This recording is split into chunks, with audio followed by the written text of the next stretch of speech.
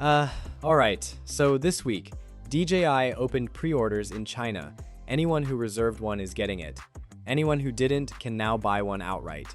The spec sheet that used to be rumor and Weibo teasers is now a real product with a real price tag. And that changes this conversation completely. Because for the last few weeks, the Pocket 4P versus Luna Ultra debate has been happening almost entirely in the comments section. Hundreds of people across dozens of videos arguing about sensors, arguing about Leica, arguing about dynamic range, arguing about which camera is really better. I read through a lot of those comments, and something became obvious pretty quickly. Almost nobody is actually deciding based on the specs. Let's start with what we now know for certain, because the China launch gives us real numbers instead of leaks.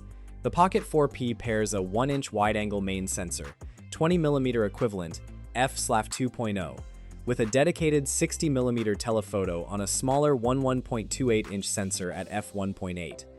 DJI is calling 60mm the golden portrait focal length, the idea being it renders faces naturally while creating real background separation, the kind of look you'd normally need a much bigger camera for. The wide camera uses low-fic technology to hit 17 stops of dynamic range. The telephoto sits at 14 stops. Both shoot 10-bit with DJI's new D-Log2 color profile. Zoom range goes 3x optical, 6x lossless, up to 12x digital. 4K at up to 240 FPS for slow motion. 103 GB of built-in storage. Battery rated for 210 minutes, with fast charging that gets you to 80% in 18 minutes. Price in China, 3,799 yuan for the standard combo. That's roughly $525 to $560 depending on the exchange rate. A more complete vlog kit with a wireless mic and mini tripod runs 4,299 yuan.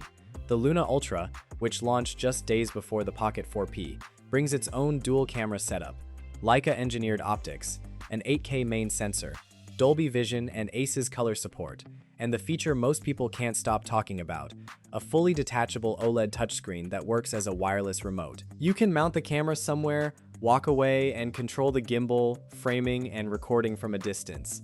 Pricing lands around $769.99 globally, and unlike the Pocket 4P, it's actually available to buy in the US right now, with zero regulatory complications. Two genuinely capable cameras, two very different philosophies about what a pocket camera should be, and that's where the real conversation starts. Here's where it gets interesting, because the people actually buying these things aren't arguing about specs. If you read the comment sections the way I did, a pattern shows up fast. People bring up dynamic range and Leica branding and D-Log2 in the first sentence, and then the rest of the comment is about something else entirely. Trust, history, what they already own, whether they can even legally buy the thing. One viewer put it about as clearly as it gets. Buying predictability is honestly one of the most underrated reasons to stick with a brand, and DJI has been consistent at delivering exactly that. That's not a spec.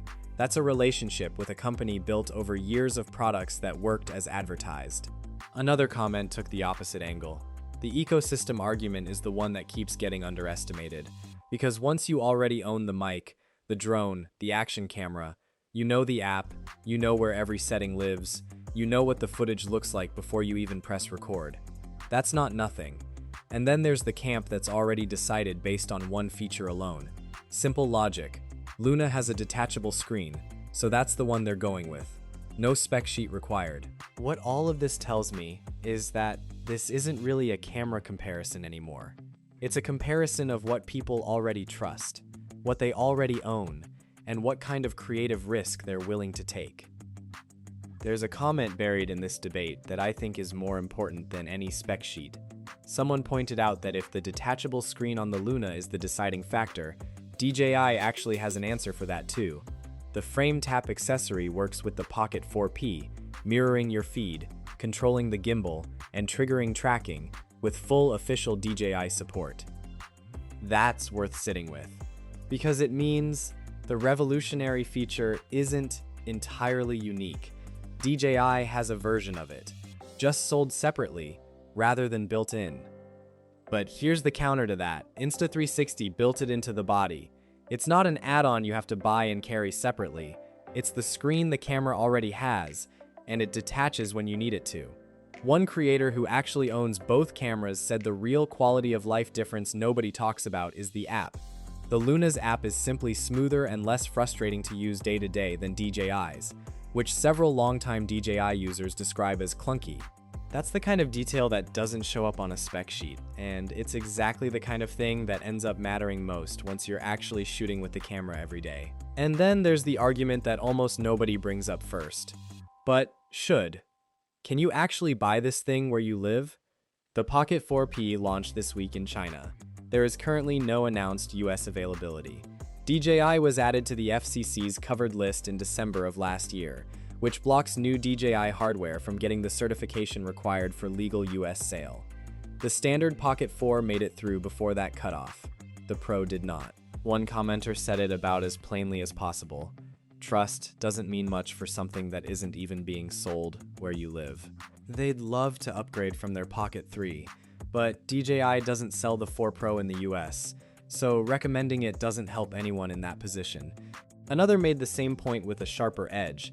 It doesn't matter that you can't legally get the 4P in the US.